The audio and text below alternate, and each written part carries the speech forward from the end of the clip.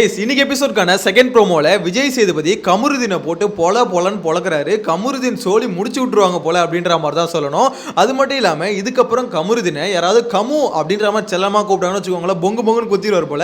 ஏன்னா இன்னிலிருந்து அந்த பேரை கடல காண்டாக போகுதுன்னு நினைக்கிறேன். ஆக்சுவலா கமருதீனுக்கு போன வாரமும் ரோஸ்ட், இந்த வாரமும் ரோஸ்ட், அவர் இருக்கிற வாரம் எல்லாம் ரோஸ்ட் வாங்குவாருன்னு தான் நினைக்கிறேன். அதுல ஒன்றும் தப்பு கிடையாது. ஏன்னா வாய் வந்து அவருக்கு அடங்க மாட்டுது அப்படின்ற மாதிரி தான் சொல்லணும். எனிவேஸ் இந்த ப்ரோமோல பாத்தீங்கன்னா அவர் மெயினா கேட்கிற கேள்வி என்னன்னா, நீ வந்து உனக்கு ஒரு டாஸ்க் ஒன்று கொடுத்தாங்க, கேப்டன்சி டாஸ்க்ல நீ நிக்கிற. ஸோ உனக்கு வந்து அந்த டாஸ்க் என்னது, கத்தி எடுத்து 3 கத்தியை குத்திட்டா நீ வந்து தோத்துருவ. அப்படி இருக்கும்போது நீ பாத்ரூம் போகும்போது யார் வேணா குத்திக்கோங்கடா போங்கடா அப்படின்னு சொல்லிட்டு பாத்ரூம் போயிட்டேன். அப்படி இருக்கும்போது நீ பாத்ரூம் போயிட்டு வந்ததுக்கு அப்புறம் எவன் குத்தினாலும் நீ கேட்க கூடாதுல, ஏன் நீ கேட்குற, என்ன பிரச்சனை உனக்கு அப்படின்ற மாதிரி கேட்குறாரு. அதுக்கு முன்னாடி பார்த்தீங்கன்னா ரூல்ஸ் எடுத்து படிக்க சொல்றாரு. ரூல்ஸ் எடுத்து படிக்கிறாரு. சார் டாஸ்க் வந்து கொஞ்சம் கேர்ஃபுல்லாக ஆடணும் சார் அப்படின்னு சொன்னேன். விஜய் சேதுபதி டாஸ்க்கை பற்றிலாம் எனக்கு சொல்லிக் கொடுக்காத அப்படின்ற மாதிரி ஒரு லைட்டாக ஒரு அடி அடிச்சுட்டு அதுக்கப்புறம் பார்த்தீங்கன்னா இந்த எக்ஸ்பிளனேஷனை கொடுக்குறாரு. நீ இந்த மாதிரி போயிட்டு நீ தான் குத்திக்கோங்கன்னு சொல்லிட்டு தானே போற, அப்புறம் குத்துனா உனக்கு என்ன பிரச்சனை அப்படின்ற மாதிரி கேட்குறாரு. நியாயமான கேள்வி தான். என்ன விஷயம்னு பார்த்தீங்கன்னா, கமருதீன் வந்து நேற்று சமகாண்ட் ஆகிட்டார். யாருன்னா சுபிக்ஷா குத்துனப்ப. சுபிக்ஷா குத்துனது கூட அவர் கேட்கலாம். ஏன்னா இந்த மாதிரி ஒரு டாஸ்க் வந்து பிக் பாஸ் கொடுக்குறாரு, அதுக்கு நான் ரெடியாக போகிறேன், அந்த சமயத்தில் நீ குத்துறியே இது நியாயமா அப்படின்ற மாதிரி கேள்வி கூட நியாயமான கேள்வின்னு வச்சுக்கோங்களேன். ஆனால் அவர் பாத்ரூம் போகும்போது யார் வேணா குத்திக்கோங்கடா போங்கடா அப்படின்னு சொல்லிட்டு போயிட்டாப்ல. போனதுக்கப்புறம் எவன் வேணா குத்திக்கலாம், நீ தான் குத்திக்கோங்கன்னு சொல்லிட்டியே, அப்புறம் எடுத்து குத்துறேன்னு சொல்லிட்டு ஆதிரைக்கு ஆல்ரெடி கமருதீன் மேலே எக்கச்சக்கமான காண்டு. ஏன்னா லவ் மேட்ரு எல்லாத்தையும் வந்து போட்டு உடஸ்டாப்ல எடுத்து குத்திட்டாங்க. குத்துனதுக்கப்புறம் என்ன பண்ணிருக்கணும், கம்முன்னு தானே இருந்திருக்கணும். அட ஏன்டா இந்த மாதிரி இது பண்ணுறீங்க அப்படின்னு சொல்லிட்டு ஒரு வார்த்தை கேட்டு விட்டுட்டு இருக்கலாம். அதை விட்டுட்டு எப்போ இந்த விஜய் பார்வதி கூட சேர்ந்தாரோ அப்பயும் இவரும் கூட சேர்ந்து புலம்ப ஆரம்பிச்சிட்டாரு. ஆக்சுவலாக ஒரு விஷயம் ஓகே முடிஞ்சிருச்சு, அதை ரெஜிஸ்டர் பண்ணோன்னு விட்டுட்டு இருக்கணும். ஆனால் திருப்பி அதை பேசி மிச்ச பேருக்கெல்லாம் சண்டை வளர்த்து எதுக்கு அந்த தேவையில்லாத வேலை அப்படின்ற மாதிரி நம்மளுக்கு எபிசோடு பார்க்கும் போதே தெரிஞ்சுது. அதை தான் பார்த்தீங்கன்னா விஜய் சேதுபதி கையில் எடுத்து ரோஸ்ட் போடுறாரு. கமருதீன் ரோஸ்ட், கம்மு ரோஸ்ட் வந்து போட்டுட்டு இருக்காரு அப்படின்ற மாதிரி தான் சொல்லணும். ஆக்சுவலாக விஜய் சேதுபதிக்கு கமருதீன் அடிக்கிறது ரொம்ப ஜாலியாக வருதுன்னு நினைக்கிறேன். போன சீசனில் ராணுவ அடிச்சார் பார்த்தீங்களா, அந்த மாதிரி தான் இந்த வாட்டி கமருதீனை டீல் பண்ணுறாரோ அப்படின்ற மாதிரி தோணுது. ஏன்னா யார்கிட்ட அவர் ரொம்ப க்ளோஸ் ஆகிறாரோ ரொம்ப ஜாலியாக பேச ஆரம்பிச்சிருவாரு. ஆக்சுவலாக இது ரோஸ்ட்னு சொல்கிறத விட ரொம்ப ஜாலியாக கலாய்க்கிற மாதிரி தான் என்ன பொறுத்த வரைக்கும் ஃபீல் ஆகுது. விஷயம் என்னன்னு பார்த்தீங்கன்னா, கமருதீன் கிட்ட பொட்டன்ஷியல் இருக்குது, உண்மையிலே டேலண்ட் இருக்குது, பொட்டன்ஷியல் இருக்குது, அதை கரெக்டாக யூஸ் பண்ணிக்கலாம். இந்த பிளாட்ஃபார்ம் அப்படிப்பட்ட ஒரு பிளாட்ஃபார்ம். ஆனால் தலைவன் வந்து அதை யூஸ் பண்ண மாட்டாரோ அப்படின்ற மாதிரி தான் தோணுது. நிறைய இடத்துல லூஸ் டாக் விடுறது, சீன்றது, துப்புறது, இந்த மாதிரி வேலைலாம் பார்த்தீங்கன்னா யாருக்கும் பிடிக்காது. ஸோ இதெல்லாம் கொஞ்சம் கண்ட்ரோல் பண்ணிக்கிட்டு கமருதீன் வந்து கொஞ்சம் கம்பேக் கொடுக்கறதுக்கு வாய்ப்பு இருக்குது. ஆனால் அவர் கொடுக்க முடியுமான்னு கேட்டிங்கன்னா கஷ்டங்க.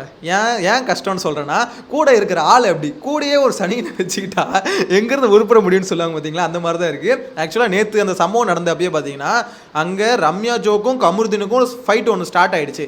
அந்த இடத்துல என்ன பண்ணணும், கூட இருக்கிறவங்க சரி உர்ரா பார்த்துக்கலாண்டா அப்படின்னு சொல்லிட்டு அந்த சண்டையை வந்து இது பண்ணணும். ஆனால் பார்வதியை பொறுத்த வரைக்கும் அந்த சண்டையை பெருசு பண்ணுறாங்க. அவங்களுக்கு அதுதான் கேம் ஸ்ட்ராட்டஜின்னு நினைக்கிறாங்களா என்னன்னு தெரியல. நான் இந்த செகண்ட் ப்ரோமோவில் பார்வதி ரோஸ்ட் தான் இருக்குன்னு நினச்சேன். ஆனால் என்னன்னு தெரியல, இவர் கமருதீன் ரோஸ்ட் வந்திருக்கு.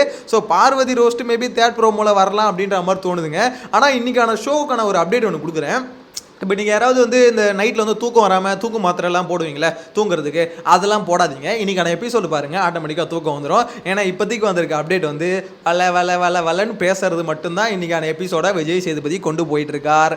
ஸோ இதை கேட்டோன்னே எனக்கு ரொம்ப ஷாக்கிங்காக இருந்தது.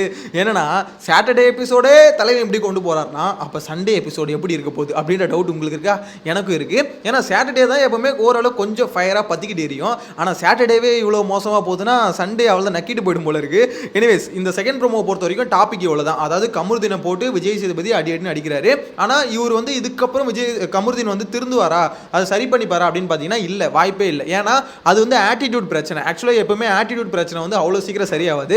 மேபி அவங்க நடிக்க செய்யலாம், இதுக்கப்புறம் கமருதீன் வந்து கொஞ்சம் நடிக்க செய்யலாம். ஆனால் கமருதீன் கிட்ட சில விஷயம் இருக்கு. அதாவது எப்படி சொல்றது, கரெக்டாக பாயிண்டாக பேசி கரெக்டாக பாயிண்ட் எடுத்து வச்சு தைரியமாக போல்டாக பேசினா உண்மையிலேயே அவர் வந்து பார்த்தீங்கன்னா நல்ல ஒரு கண்டஸ்டண்டாக வெளியே வரலாம். ஆனால் ஒரு பாயிண்டாக பேச மாட்டார், நிறைய இடத்துல உளறி கோவம் வந்தா இஷ்டத்துக்கு வார்த்தையை விட்டுறாரு.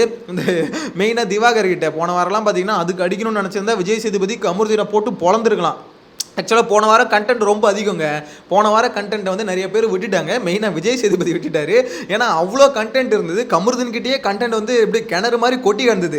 அந்த எல்லா கண்டென்ட்டையும் அப்படியே தூக்கி போட்டு போயிட்டாரு. ஆனால் இந்த வாரம் கமருதீன்கிட்ட கொஞ்சம் கண்டென்ட் கம்மி தான். ஏன்னா இந்த வாட்டி பார்த்தீங்கன்னா வாய் ஓரளவு கொஞ்சம் கண்ட்ரோலாக இருந்தது.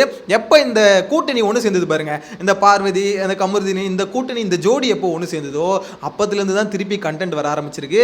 எனக்கு தெரிஞ்சு பார்வதி வந்து பார்த்தீங்கன்னா கமருதீனை சைட் கிக்காக செட் பண்ணிட்டாங்க போல இருக்கு. அதாவது அதாவது ஆல்ரெடி ஒரு அசிஸ்டன்ட் வச்சிருந்தாங்க, 2 அசிஸ்டன்ட் வச்சிருந்தாங்க. ஒன்று வந்து பார்த்தீங்கன்னா அவர் பேர் என்னது கலையரசன், இன்னொன்று வந்து திவாகர். ஸோ இவங்க 2 பேரையும் பார்த்தீங்கன்னா 2 சொம்பா வச்சுட்டு இருந்தாங்க. எனக்கு தெரிஞ்சு கமருதீனையும் கூட சேர்த்துருக்காங்க. கமருதீன் ஆனால் இவங்க 2 பேர் மாதிரி பிகேவ் பண்ணுவாரா அப்படின்ற மாதிரி கொஞ்சம் டவுட் தான்.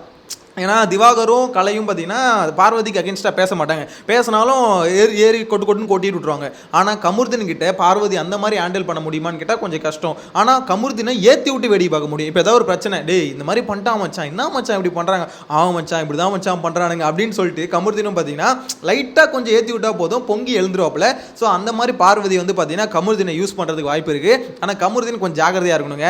ஏன்னா அவருக்கு வந்து பார்த்தீங்கன்னா எப்படி சொல்ல, அவர் ஸ்டோரி சொல்லும் போது அவர் என்னதான் ஜாலியாக சொல்லியிருந்தாலும் அந்த ஸ்டோரி வந்து நிறைய பேருக்கு கனெக்ட் ஆகிருக்கும். மேபி ஃப்ரெண்ட்ஸ் யாராவது உங்கள் ரிலேட்டிவ்ல அந்த மாதிரி ஒருத்தவங்க இருந்திருந்தால் அது ஃபீல் ஆயிருக்கும். ஸோ நிறைய பேருக்கு கனெக்ட் பண்ண முடிஞ்சுது. அந்த எப்படி சொல்கிறது, அந்த ஷோ முடிச்சதுக்கப்புறம் நம்ம வீடியோ போட்ட கமெண்ட்ஸில் சில பேர் சொல்லியிருந்தாங்க, ப்ரோ கமருதீனை பார்க்கும்போது அந்த ஸ்டோரி கேட்கும்போது பாவமாக தான் ப்ரோ இருந்தது அப்படின்ற மாதிரி சொல்லியிருந்தாங்க. ஸோ அவ்வளோ பேர் பார்த்தீங்கன்னா கமருதீனுக்கு சப்போர்ட் பண்ணணும் அப்படின்னு நினைக்கிறாங்க.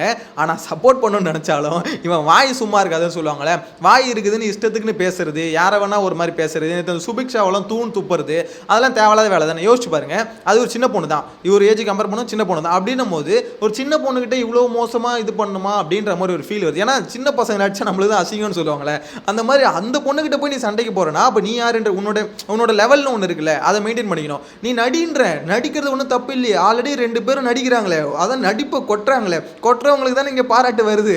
ஸோ இன்னைக்கு கைத்தட்டல் குமியுது அப்படின்னும் போது நடிக்கிறது தப்பு கிடையாது பாஸ், நடிச்சாதான் இங்கே வேலைக்கு ஆகும் அப்படின்னா நடிக்கணும். அதாவது நீ பர்ஃபார்மன்ஸ் ஆக்ஷன் அப்படின்னு சொன்னால் மட்டும்தான் நடிப்பானா அது வேலைக்கு ஆகாது, அது சினிமாவில் வேலைக்கு ஆகும். இந்த பிக் பாஸை பொறுத்த வரைக்கும் பார்த்தீங்கன்னா இந்த மாதிரி நடிச்சா தான் வேலைக்கு ஆகும் போல இருக்கு. ஏன்னா இந்த சீசன் ஃபுல்லாக பயங்கரமாக நம்ம ஏகப்பட்ட பர்ஃபார்மன்ஸை பார்க்க போகிறோம். ஸோ வைல்ட் கார்டு கண்டஸ்டன்ட் அப்படின்லாம் சொல்லியிருந்தேன்ல, அந்த லிஸ்ட்டு ரூமர்ஸ் எல்லாம் பார்க்கும்போது இவனுங்களை விட வரவனுங்க இன்னும் மோசமாக இருப்பானுங்களோ அப்படின்ற மாதிரி தோணுது.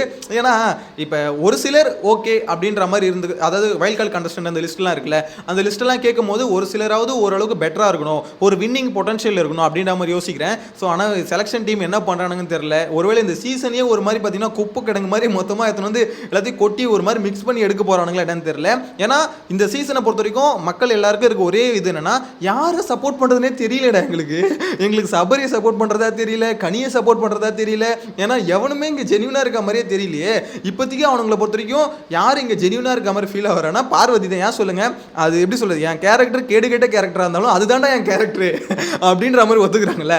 ஸோ அதுதான் எனக்கு தெரிஞ்சு அவங்களும் அப்புறம் திவாகர் தான் எனக்கு தெரிஞ்சு ஜென்யூனாக இருக்காருன்னு நினைக்கிறேன். ஏன்னா திவாகர் வந்து பார்த்தீங்கன்னா நடிக்கிற மாதிரி தெரியல, கேரக்டரே அதான், கோவம் வரும், காமெடி பண்ணுவேன், நடிச்சுக்கிட்டே இருப்பேன். என்னை பொறுத்த வரைக்கும் எல்லா கேமராலையும் இருக்கிறது 100 கேமரா 150 கேமராவா எத்தனை கேமரா இருந்தாலும் அது எல்லா கேமராலையும் போய் பர்ஃபார்மன்ஸை கொடுத்துருவேன். இந்த 60 நாள் வீட்டுக்குள்ளே இருக்க போகிறாரா, 60 நாள் வீட்டுக்குள்ளே இருந்தாலும் 60 நாளுக்குள்ளேயும் என் வேலையை முடிச்சுட்டு போயிடுவேன், எல்லா கேமராலையும் என்னோட ஃபுட்டேஜ் ரெஜிஸ்டர் பண்ணிட்டு போயிட்டேன்னா போதுண்டா எனக்கு அப்படின்ற மாதிரி தான் தலைவன் ஒரு மைண்ட் செட்டில் வந்திருக்காப்புல. ஸோ எனக்கு தெரிஞ்சு பார்த்தீங்கன்னா பார்வதி கேரக்டர் ஒஸ்ட்டு அப்படின்றத அவங்களே ஒத்துக்கிறாங்க. ஆமாம் என் கேரக்டரே இதான், இப்படி தான் இருக்கும் என் கேரக்டர், அடிக்கிறீங்களா அடிச்சுக்கோங்க அப்படின்ற மாதிரி ஒத்துங்க. திவாகர் கேரக்டரும் அதே தான். ஸோ இங்கேருந்து பார்த்தீங்கன்னா நிறைய பேர் ஆனால் எப்படி சொல்கிறது, இன்னும் மாஸ்க் போட்டுக்கிட்டு தான் இருக்காங்க. அவர் சொல்கிற மாதிரி ஃபஸ்ட்டு ப்ரோமோல சொல்லியிருந்தேன், அந்த மாதிரி மாஸ்க் போட்டுட்டு தான் இருக்காங்க. ஸோ அந்த மாஸ்க்கை வந்து ரிமூவ் ஆகிறதுக்கு எனக்கு தெரிஞ்சு வைல்ட் கார்டு கண்டஸ்டன்ட் வந்ததுக்கப்புறம் தான் ரிமூவ் ஆகும். ஏன்னா வெளியே பார்த்துட்டு வந்து அவங்க ஃபீட்பேக் கொடுத்ததுக்கப்புறம் தான் எனக்கு தெரிஞ்சு கொஞ்சம் சேஞ்ச் ஆகும் அப்படின்ற மாதிரி தோணுது. எனிவேஸ் இன்னைக்கு எபிசோட்கான செகண்ட் ப்ரோமோல கமருதீனை போட்டு வருவருன்னு வருகிறாரு. அது வந்து ரொம்ப பெருசாக பயங்கரமாக பிளாஸ்டாக இருக்குமான்னு கேட்டால் அப்படிலாம் இல்லை. ப்ரோமோவில் பார்த்தீங்களா, அதுதான் கண்டென்ட், அவ்வளோதான் கண்டென்ட். அவர் தான் சொல்கிறேன், விஜய் சேதுபதி ஒரு இஷ்யூவை அட்ரஸ் பண்ணாமல் ஒரு பர்சனை எடுத்து, இப்போ கமருதீன் ஓகே உங்கள்கிட்ட ஏதோ டாபிக் ஞாபகம் வரணுமே, டாக் பேக்கில் ஒன்றே சொல்லலாம், கமருதீன் வந்து அந்த இது கத்தி கொடுத்து மேட்டரை எடுத்து பேசுங்க சார், ஓகே இதை பேசுகிறேன். கமருதீன் நீங்கள் பாத்ரூம் போனீங்களே, அப்புறம் வந்து பிறகு ஏன் குத்துனதுக்கு எது கத்துனீங்க அப்படின்ற மாதிரி. ஆக்சுவலாக ஒரு பர்சனில் ஒரு பிரச்சனை எடுக்காமல் ஒரு பர்சன் எடுக்கும்போது அவருக்கு விஷயம் என்ன நடந்திருக்கு அதை வச்சு பேசி சிம்பிளாக முடிச்சிடறாங்க. பெரிய பிரச்சனை கூட சிம்பிள் ஆகிக்கிறாங்க. என்ன பொறுத்த வரைக்கும் பிக் பாஸில் ஒரு ஹோஸ்ட் என்ன பண்ணணும்னா சின்ன பிரச்சனையை கூட பெருசாகணும், அப்படியே இப்படி பில்டப் கொடுக்கணும். நீங்கள் ப்ரோமோவில் மட்டும் பில்டப் கொடுத்தா வேலைக்கு ஆகாது பாஸ், ஷோலையும் கொஞ்சம் பில்டப் இருக்கணும் அப்படின்ற மாதிரி தான் தோணுது. உங்களோட கருத்தை கமெண்ட்டில் மென்ஷன் பண்ணுங்கள். நெக்ஸ்ட் வீடியோவில் மீட் பண்ணலாம். Bye by.